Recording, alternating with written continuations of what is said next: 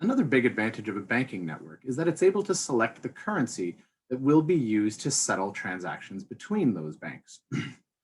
Now, one of the important things about currency that you'll hopefully remember from our discussion about payments earlier in the course was that in general, it has to have a higher face value than its consumption value. Otherwise, it gets consumed. And that's important for us. So there's usually a spread between how much it costs to produce a particular currency plus the cost of any material value that it has and its face value. And this spread is what we call seigniorage. Historically, when we were printing metal coins, this was sometimes referred to as the agio, which was a symbol that was printed on a coin to effectively denote that had a particular face value above and beyond its metallic value. The agio was typically a symbol of whoever the issuer had been, whether this was the face of some particular leader, but in many cases, it was simply what the source of authority that underpins the value of the currency is. So when we think about seigniorage and the spread between the cost of producing currency and what its nominal or face value is, we have to recognize that those who are producing the currency actually earn profit from it. For instance, if we were to consider how much money is made by printing up Canadian currency, consider that a Canadian $20 bill costs about 3 cents to create. It lasts about 3 years. And even at a low interest rate of, say, 1% a year, $20 would be lent out and would accumulate about 60 to 65 cents worth of interest during that 3-year period. After this time, the bill would be returned, it would be worn out, damaged, or whatnot, and it would be discarded and a new replacement would be printed up. And what we see is that by printing up and lending out this money, though, the Bank of Canada actually gains a 62-cent seigniorage profit, the 65 cents on its lending of the currency minus the 3-cent cost of production. And so that's an important thing for us to consider is the spread between the production costs and the face value of currency. Who actually captures this? In general, it's the owners of the central bank who capture this profit. Which is why, even though historically speaking, when we had private central banks, there was significant profits from seigniorage that were collected by the private sector. In a world of government-controlled central banks, what we see is that the profits of seigniorage, otherwise known as the profits from printing up and distributing money, are generally remitted to the government who controls a particular central bank. And therefore, if we wonder who makes the profit for printing up money, we do, through our governments. Now, one of the problems that we've seen throughout history is that seigniorage produces some pretty interesting problems. It can be particularly attractive to governments who find themselves strapped for cash, maybe because they've had a lull in tax revenues, for instance. And so one of the biggest concerns we have to look at is the possibility that a government might try to issue subpar currency.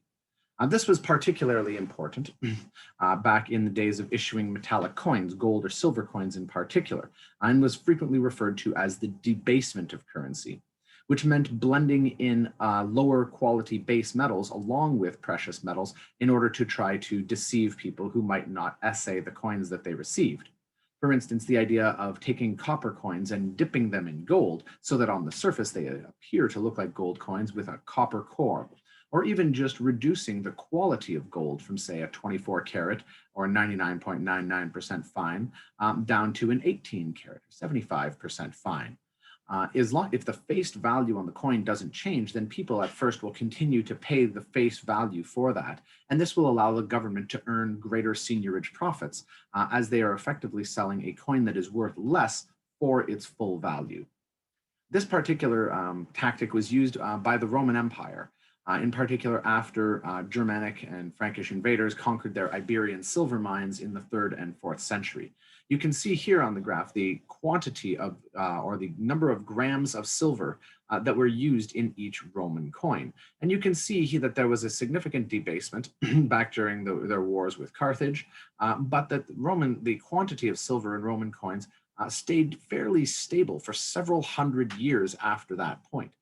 There were a few complications along the way as empires fight with themselves and the state engaged in what we would call a slow pace of debasement, slowly devaluing the currency, hoping that no one would notice that they were cheating in the margins.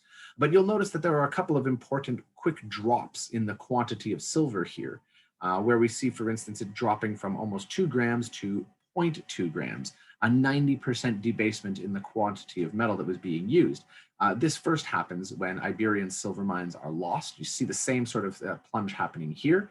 And then you'll notice that around 310, 320, that there was actually no silver coins being minted anywhere. And the way that we can determine this is by looking at the evidence that's left behind ecologically by mining and smelting silver.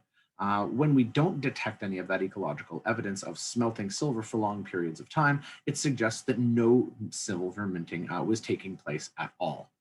Now, when governments debase their currency in this way, it's important to remember that we're not actually creating more money. We're just creating a bunch of currency that isn't worth as much.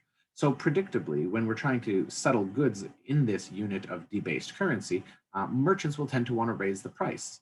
Right? If I know the coin is only 3/4 gold instead of entirely gold, or 3/4 silver instead of entirely silver, then I raise my prices accordingly so that I can collect the right amount of metal so that I can pay my own suppliers. Now, of course, these kinds of price increases are what we recognize in the 21st century as inflation. Inflation, though, is often best thought of as the rate at which the value of money is decreasing. And we can see that pretty clearly when we think in terms of metallic coin debasement.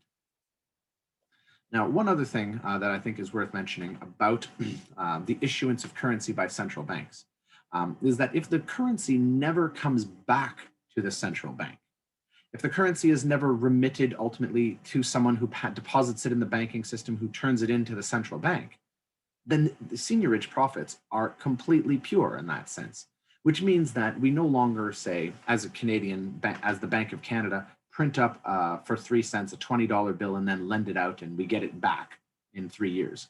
If that $20 bill never comes back because someone loses it or a tourist takes it home, then that's pure profit. We will have gained $20 worth of value for a $3 production cost. And so the people who are the best friends of currency makers are, in fact, those kinds of tourists like myself who pick up units of currency in various countries because they're interesting souvenirs and never redeem them. Right? When I take my, my dinars home or my forints home or my pesos home, this is a pure transfer to their central bank because no one is going to redeem these currencies. Right? You might say, well, I can take my currency to my local bank. No one in Canada is willing to buy my $13 worth of Hungarian forints. I've been told by my bank I need at least $25 Canadian worth of foreign currency in order for them to bother converting it. And so as a result, these forints are simply not going to return to the Hungarian central bank until I make my way back to Hungary once the COVID pandemic has ended. Now, the other major friend, you might say, of currency issuers are black market participants. Black market participants have a very strong need to settle transactions in cash in order to maintain their anonymity, in order to be able to disguise their transactions. And as a result of dealing in cash, they often find that they build up significant volumes of cash that are challenging for them to recycle or launder back into the white economy or the sort of above board legal economy. We make it relatively easy, as it turns out, for the black market to buy currency from our central banks, but we make it really hard for them to try to get that money back into the system. And so as a result, every time that we hear about a large bust where drug smugglers or kingpins were taken into custody with hundreds of millions of dollars in cash in their house, this is an indication of just how hard it is for them to put their currency back into circulation. An example of this, you'll see here on this first link, this web archive, actually points to one of the largest drug busts in history, and the pictures that you'll see in this are the amount of currency that was physically found in the home of this drug lord, over $200 million US in $100 bills.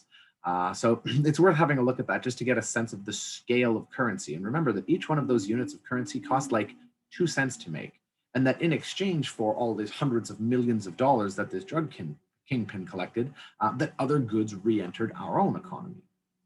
Interestingly enough, there have been some long-standing rumors that have persisted over 20 years that the introduction of the 500 euro bill was originally done to specifically steal black market share from the US $100 note, which has long been the most favored currency of black market participants. And the reason for the attractiveness of the 500 euro bill is obvious. If I travel with a briefcase, I can roughly hold $1 million in US hundreds in a briefcase. If I instead of having $100 bills have 500 euro bills, now we're looking at somewhere between $6 and $8 million US being carried around in a briefcase through airports.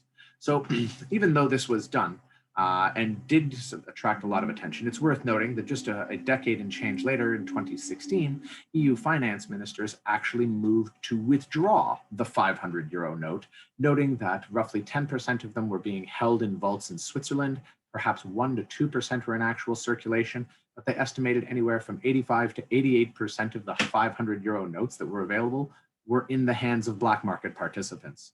And so they effectively bait and switched the black market participants, encouraging them to use 500 euro bills for their portability, and then systematically pulling out the rug underneath them and requiring people who had these bills to bring them in before they were canceled. Of course, meaning that they would be subjected to things like know your client rules that would attempt to determine what the provenance of these, say, briefcases or suitcases full of 500 euro bills would have been.